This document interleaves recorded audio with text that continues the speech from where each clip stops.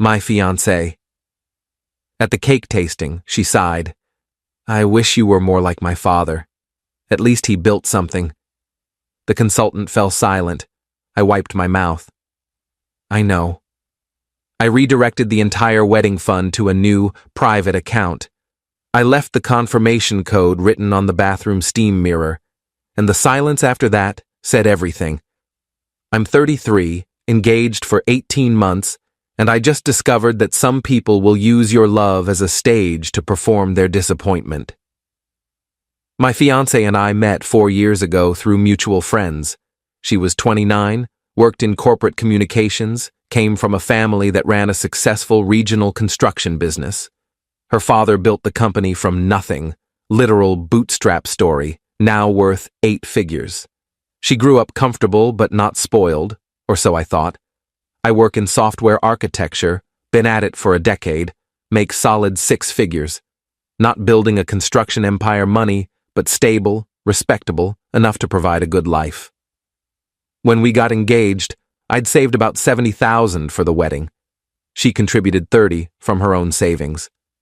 We opened a joint account specifically for wedding expenses, kept our personal finances separate otherwise. The wedding was scheduled for 8 months from now. We'd been planning for almost a year. Venue booked, photographer secured, guest list finalized. Everything was moving forward smoothly until 3 weeks ago when the comparison started. It began subtly. Comments about how her father had bought her mother's engagement ring in cash, how he'd built their first house himself, how he never had to finance anything because he was disciplined with money. I'd nod, agree that was impressive, move on. But the comments kept coming, getting less subtle each time. 2 weeks ago, we went to her parents' house for Sunday dinner. Her father was showing me his workshop, the addition he'd just built onto their already massive house. Did this myself, he said, running his hand along a beam. Contractors wanted $50,000. I did it for $15,000 in materials. That's impressive. I wouldn't know where to start with something like this. He laughed. That's the difference between men who build and men who type. No offense. Some taken, but okay. My fiancé was there, heard the whole exchange, said nothing. Didn't defend me, didn't call out the disrespect, just smiled and moved on to the next topic. That should have been my first real warning. The second warning came last Tuesday. We had a cake tasting appointment at 4 p.m. I'd taken the afternoon off work, met her at the bakery. The consultant was a cheerful woman in her 50s, brought out 6 different cake samples with various frostings and fillings. We were on the 3rd sample, some kind of lemon raspberry situation, when my fiancé set down her fork and sighed, not a small sigh, a heavy, theatrical sigh that made the consultant look up. Everything okay? The consultant asked. It's fine. The cake is fine. Everything is fine. But clearly nothing was fine. I knew that tone. That was the tone that preceded a conversation I didn't want to have. What's wrong? I asked. She looked at me with this expression, disappointment mixed with resignation. Nothing. I'm just thinking about my parents, about how they did their wedding. They got married at City Hall, didn't they? Yes, because my father was focused on building the business, on building something that would last. He didn't waste money on a party. We're not wasting money. We're celebrating with people we love. Are we? Or are you just spending money we could be saving? Money we could be using for a down payment on a house? We've talked about this. We both wanted a real wedding. You picked this bakery. You chose the expensive venue. I know. I just wish... She trailed off, took a sip of water. Wish what? She looked at me. Right at me. With the consultant sitting there, with strangers at other tables nearby, she said it. I wish you were more like my father. At least he built something. The consultant's smile froze. She pretended to check her notes. I set down my fork, wiped my mouth with the napkin, took a slow breath. I know. What? I know that's what you wish. You've been making it pretty clear lately. Don't be dramatic. I'm just saying, my father had better priorities at your age. Your father had different priorities. Not better. Different. And he also had you, comparing every man you met to him, which I'm sure made for healthy relationships. That's not fair. Isn't it? We're sitting here tasting $300 cakes, and you're telling me I'm not enough because I'm not your father. The consultant cleared her throat. Maybe I should give you two a moment? No need, I said. We're done here. Thank you for your time. I stood up, put on my jacket, walked out while my fiancée was still processing what had happened. She caught up with me in the parking lot. Where are you going? Home. To think. About what? About whether I want to marry someone who sees me as a disappointment. I never said that. You just said you wish I was more like your father. You said he built something, implying I haven't. That's calling me a disappointment without using the exact words. You're being sensitive. I'm being observant. This isn't the first comment. It's just the first one in front of a witness. So what now? You're going to sulk? No, I'm going to think. You should too. Think about whether you actually want to marry me or if you're just settling because I'm available. I drove home. She didn't follow immediately.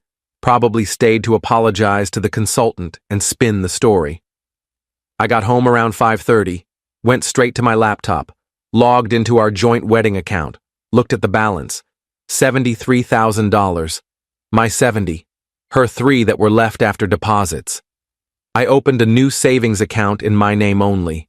Transferred $70,000 from the joint wedding account to the new account. Left $3,000 in the joint account. Her contribution. The transfer completed immediately. I got a confirmation code. WD 7-4892-JNK3. Then I went to the bathroom. Ran the shower hot until steam filled the room. Wrote the confirmation code on the bathroom mirror with my finger. Big letters. Clear as day. It would stay there until the steam dissipated. Then I left. Packed a bag, grabbed my laptop, went to a hotel, texted her, taking some space to think. You should too. She didn't respond for 2 hours. When she did, it was just, this is childish. I didn't reply. Update 1. Around 9 p.m., my phone started blowing up. Multiple calls from her, texts escalating from annoyed to angry to panicked. Where did the money go? Did you seriously empty our wedding account?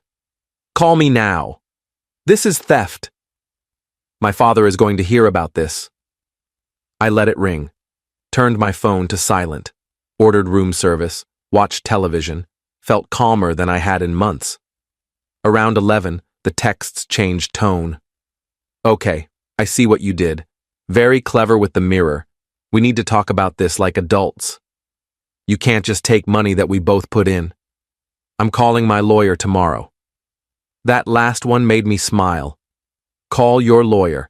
Let's talk about who contributed what. The next morning, Wednesday, I woke up to 17 missed calls, 3 voicemails. I listened to the first one. I don't know what kind of point you think you're making, but this is insane.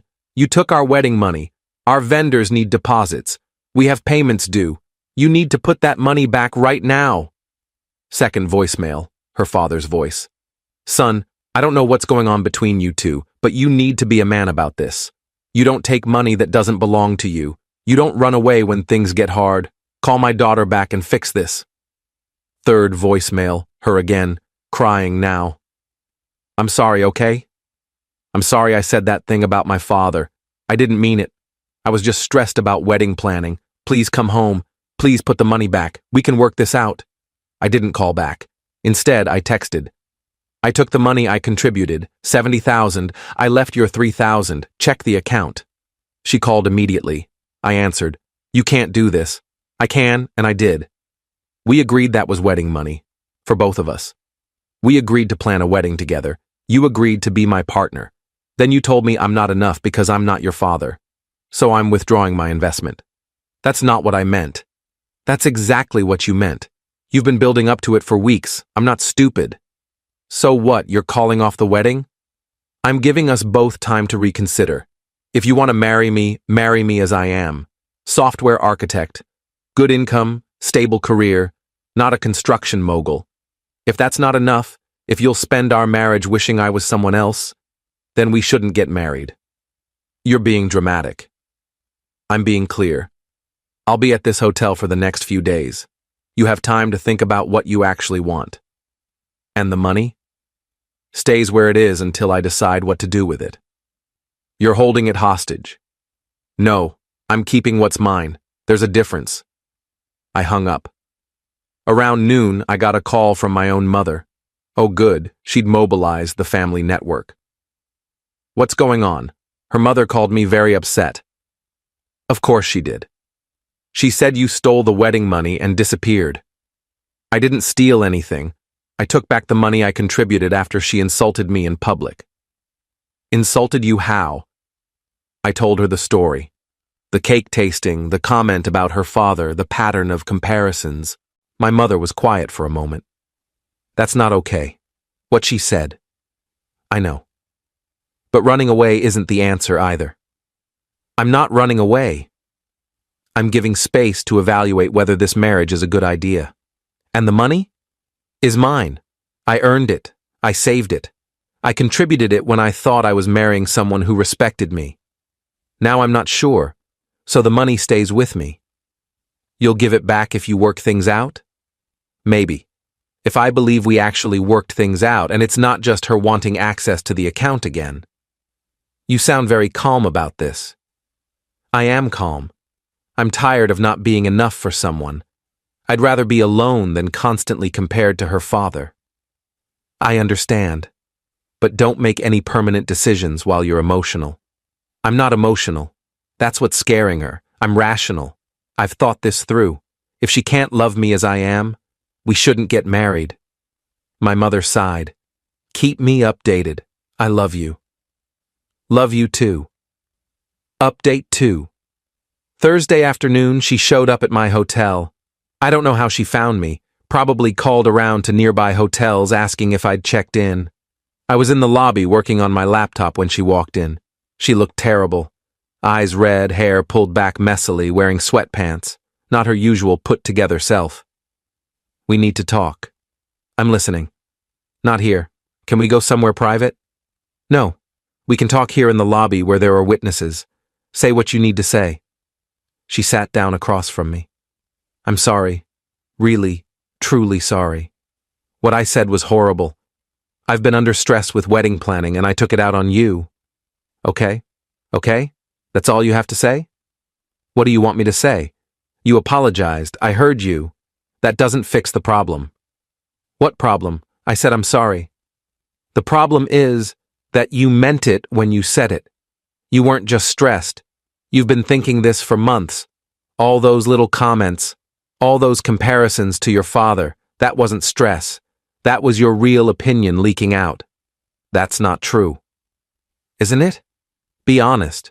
Do you think I'm successful enough? Do you think I'm ambitious enough? Do you think I build things that matter? She hesitated. That hesitation told me everything. I think you're comfortable. Maybe too comfortable. There it is. What? The truth. You don't think I'm enough. You think I'm coasting, that I should be doing more, building more, earning more. I didn't say that. You just did. You said I'm too comfortable. That's code for I'm not ambitious enough for you. You're twisting my words. I'm hearing what you're actually saying, for once. I've been ignoring it for months because I loved you and wanted to believe we were on the same page. But we're not. You want someone like your father. I'm not him. I'll never be him. And I'm done trying to measure up to a ghost.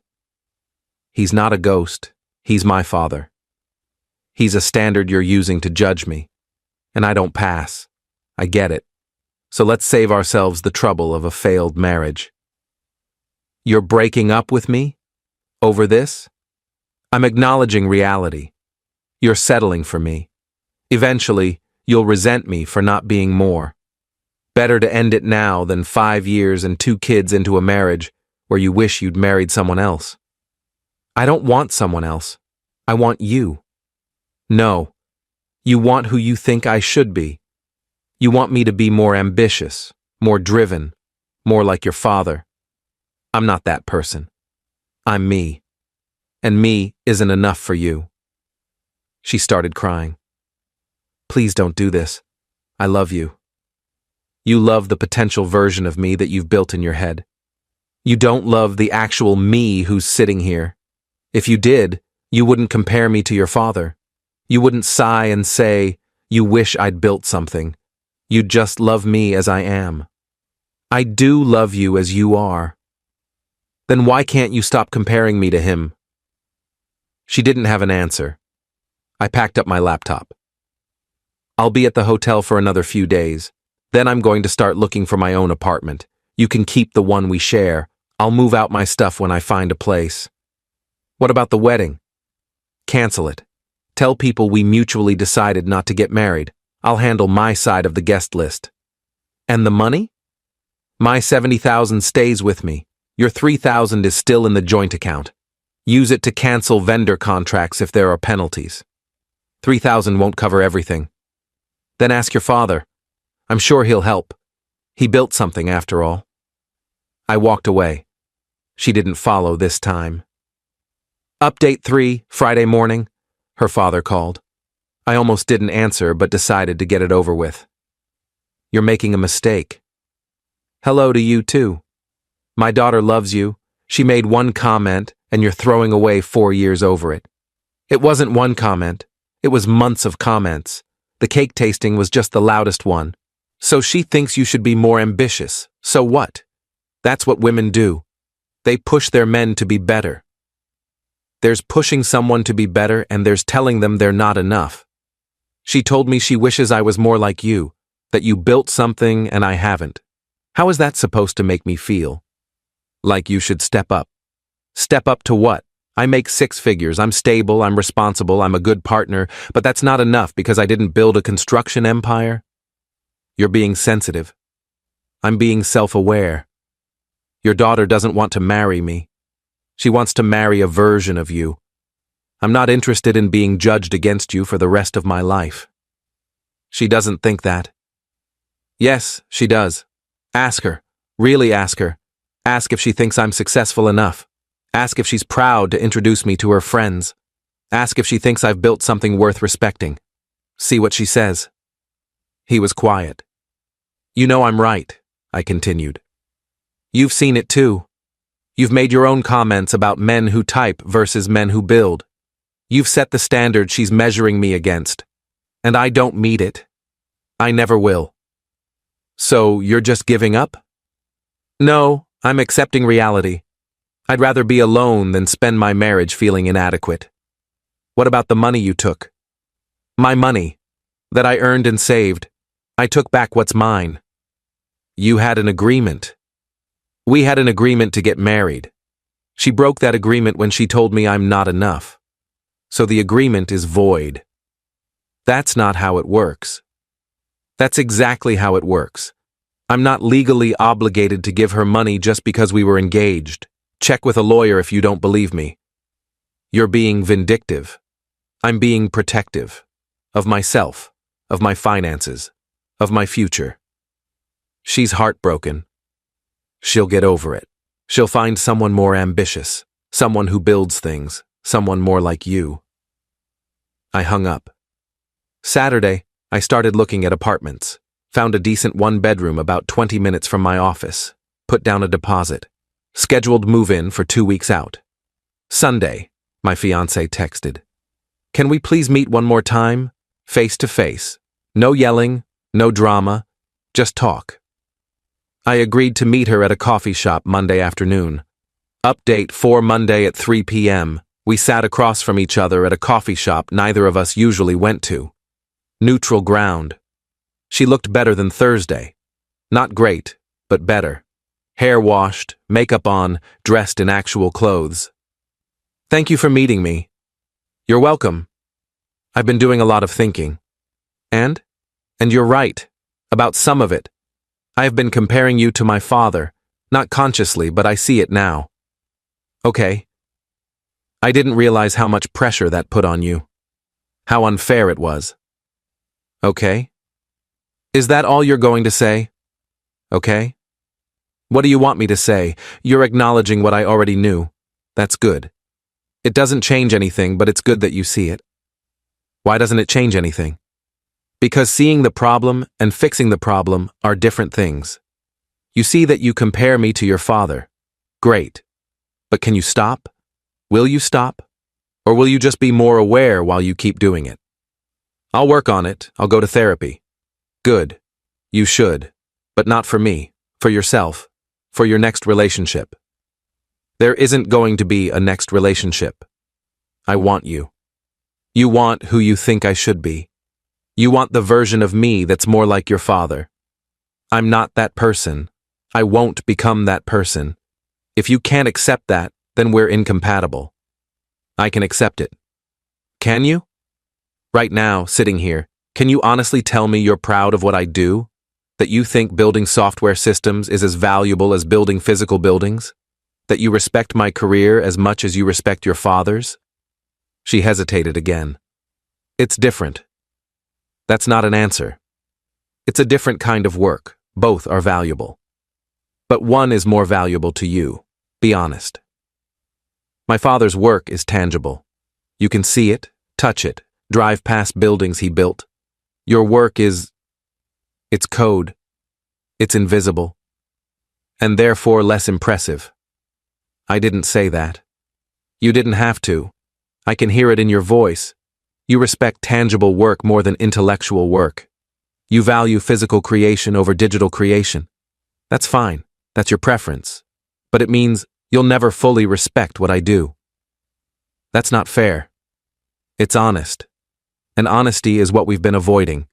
You want someone who builds things you can point to. I build systems that run businesses. That's not less valuable, but it's less visible.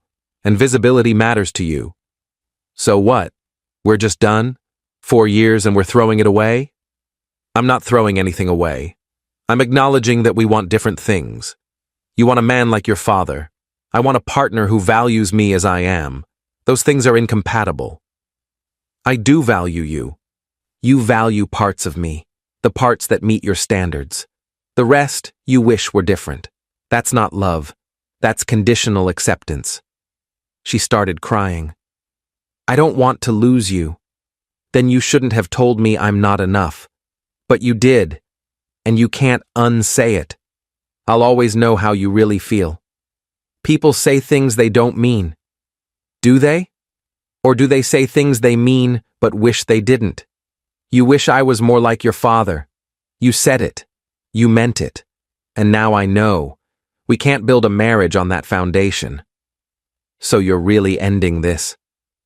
I'm accepting what's already true. You're not happy with me. Not really. You're comfortable with me, but you're not proud of me. And I deserve someone who's proud of me. I am proud of you. No, you're not. If you were, you wouldn't compare me to your father. You wouldn't sigh at cake tastings. You wouldn't tell me you wish I'd built something. Those aren't things proud partners say. She wiped her eyes. What about the money? Still mine. I'll use it for moving expenses, new furniture, getting set up in my own place.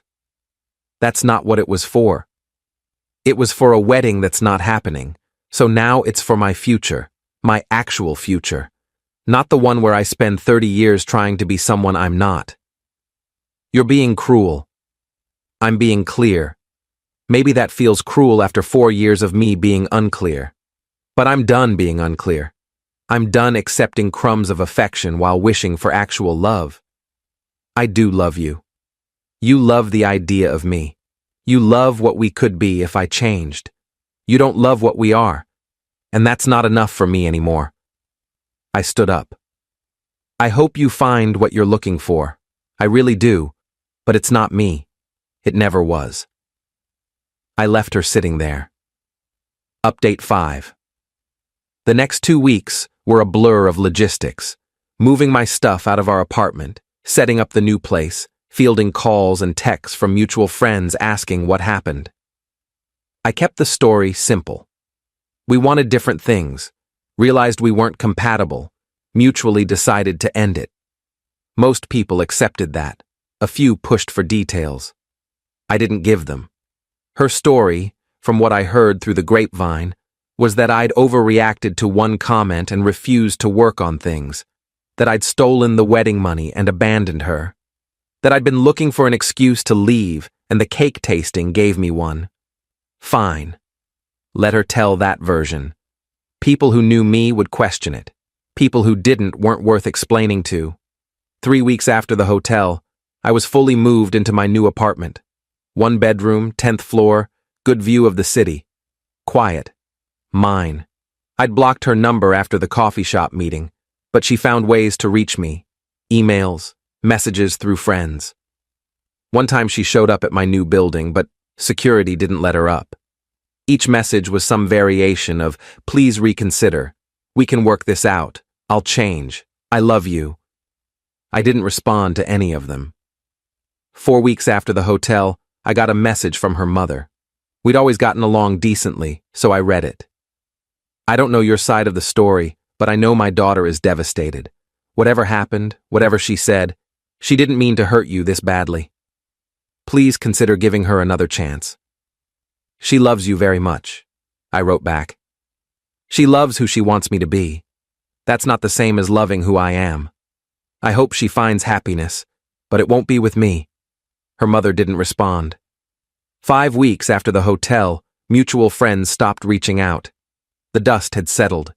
People had chosen sides or decided to stay neutral. Life moved on.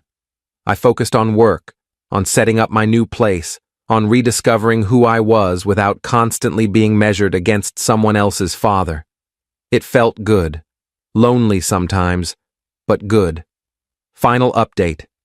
That was 3 months ago. The engagement is done, the wedding is canceled, the life we were building is dismantled. I heard through a friend that she'd started dating someone new. Guy who works in commercial real estate, runs his own firm, drives an expensive car. More her speed, more like her father. Good for them. The $70,000 is still in my account, earning interest. I've been debating what to do with it. Part of me wants to use it as a down payment on a condo. Part of me wants to invest it.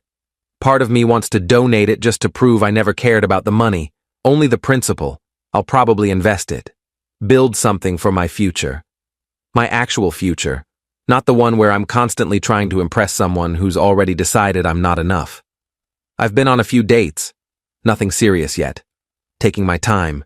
Making sure the next person actually likes me as I am, not as a project they want to improve. One woman asked me on the second date what I did for work. I told her I was a software architect. She said, "That's cool. What kind of systems do you build?" Not, "That must be nice to work from home," or, "Do you ever wish you did something more tangible?" Just genuine interest in what I actually do. We're seeing each other again next week. I don't miss my ex. I miss the version of our relationship that existed before the comparisons started. But that version was probably always partially fiction. She was probably always comparing me to her father, just not saying it out loud. The cake tasting was just the moment she said out loud what she'd been thinking all along. The confirmation code on the bathroom mirror was my response. Not angry, not emotional. Just clear. You don't respect me. You don't get access to what I've built. She called it theft, called it vindictive, called it cruel. But it wasn't any of those things. It was self-respect. It was recognizing my worth and protecting it. Her father called me weak for leaving, said real men work through problems instead of running away. But I wasn't running away. I was walking toward a future where I'm valued for who I am, not judged for who I'm not. The irony is that I did build something. I built a career, a skill set, a stable life.